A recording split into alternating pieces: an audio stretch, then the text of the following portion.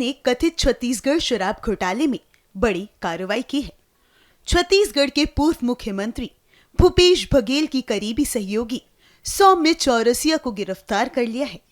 2 दिन की रिमांड पूरी होने के बाद सौम्य चौरसिया को कोर्ट में पेश किया गया है। विशेष न्यायालय ने सौम्य को 2 जनवरी तक न्यायिक रिमांड पर जेल भेज दिया है। देखिए, मनी लॉन्ड्रिंग का जो लिकर स्कैम का इन्वेस्टिगेशन चल रहा था, उसमें हमको सौम्या चौरसिया के विरुद्ध कुछ प्रमाण हमारे पास प्राप्त हुए थे और प्रमाण ऐसे थे जिसमें कि उनका उसमें संलिप्तता नजर आ रही थी। ये भी नजर आ रहा था कि अपराध का आगम है, यानी प्रोसीड्स ऑफ क्राइम है, उसको उन्होंने ग्रहण किया हुआ है, अपने फायदे में लिया हुआ है। तस संबंध में हमको कस्टोडियल रिमांड की आवश्यकता थी और पुख्ता पूछताछ करने हेतु, जो कि हमने माननीय न्यायालय से मांगी थी। माननीय न्यायालय ने हमको कस्टोडियल रिमांड जो थी 3 दिन की दी थी, जो कि आज 19 तारीख को समाप्त हो रही थी। आज हमने जो भी पूछताछ हमको करनी थी वो हमने की है और फर्दर हमको चूंकि पूछताछ की अभी इस स्टेज पर आवश्यकता नहीं है, तो हमने आज जुडिशियल रिमांड पे भेजे जाने का निवेदन किया है। 14 दिन की जुडिशियल रिमांड पर सौम्या चौरसिया को आज न्यायालय ने जाने का आदेश दिया है, जो कि 2 जनवरी तक है। सर, किस प्रकार की संलिप्तता थी? क्या पैसा भी पाया इन्होंने कि षड्यंत्र किया? क्योंकि नियुक्ति की भी मामला आ रहा है कि मनमानी नियुक्तियां की गई। देखिए, जो हमारा एविडेंस है मनी लॉन्ड्रिंग का, उसमें हमने पाया था कि 115 करोड़ रुपए के आसपास का प्रोसीड्स ऑफ क्राइम शराब स्कैम से इनके पास आया है। और जैसे कि के श्रीवास्तव ने अपने स्टेटमेंट में बताया था कि 72 करोड़ रुपए के आसपास का पैसा उसने हवाला किया है सौम्या चौरसिया के डायरेक्शंस पे। और जो डायरी एंट्री थी, जो कि इनकम टैक्स ने डायरी सीजर किया था, उसमें ये बात निकल के आई थी कि 43.5 करोड़ रुपया का जो कैश फ्लो है लिकर स्कैम से, वो इनके पास आया हुआ है सौम्या चौरसिया के पास में। इसके अतिरिक्त कुछ डिजिटल एविडेंसेस हमारे पास थे, जो कि ये इशारा कर रहे थे कि जो शराब स्कैम से लेके डिस्कशन चल रहा था, जो शराब स्कैम से रिलेटेड लोग शामिल हैं ऑलरेडी, जो जेल में जा चुके हैं या जमानत पे, उनके साथ चल रहा था और उससे बातें हो रही थी।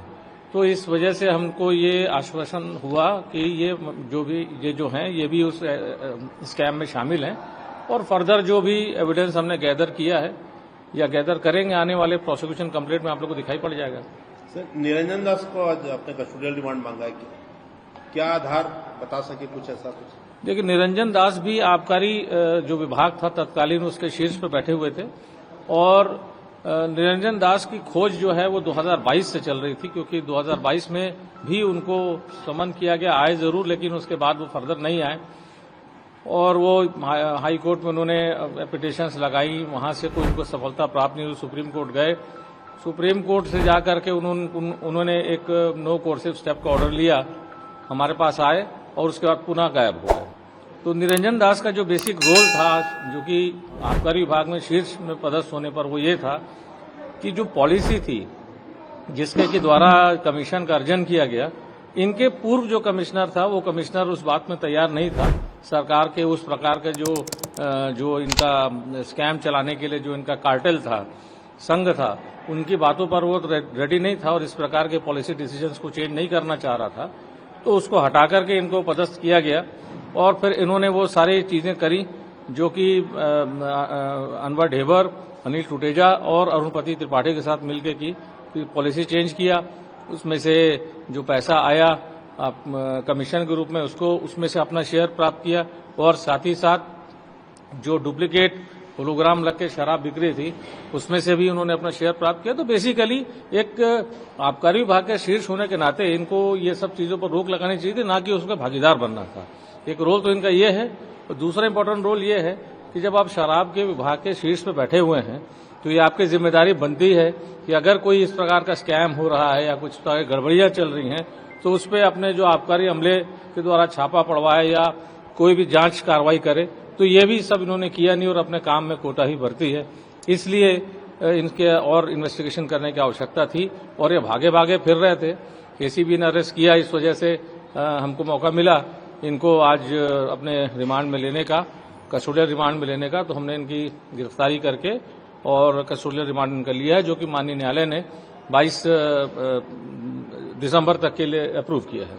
जैसे के श्रीवास्तव और पप्पू बंसल का जो बयान था वो निर्णायक था, उसी प्रकार से सौम्या की 2 दिन की पीआर के बाद ही निरंजन दास को पकड़ा गया, तो क्या सौम्या जो रस्ते से कुछ ऐसे लूप्स मिले हैं, ऐसा माना जाए? देखिए, ये सारी जो चीजें हैं वो अभी इन्वेस्टिगेशन में है। अगर ये जरूर बात है कि हमने अगर किसी को अरेस्ट किया था इसके पूर्व, चाहे सौम्या चौरसिया को अरेस्ट किया हो, चाहे चैतन्य बघेल को, चाहे टुटेजा को, चाहे किसी व्यक्ति को, बट ऑब्वियस है कि उनके खिलाफ जिसने कुछ बयानबाजी की है या कुछ एविडेंसेस हमको मिले हैं, हम उनको कन्फ्रंट जरूर कराते हैं और हम अपने एप्लीकेशन में लिख के भी न्यायालय को देते हैं, जो कि हमने आज भी लिख करके दिया हुआ है।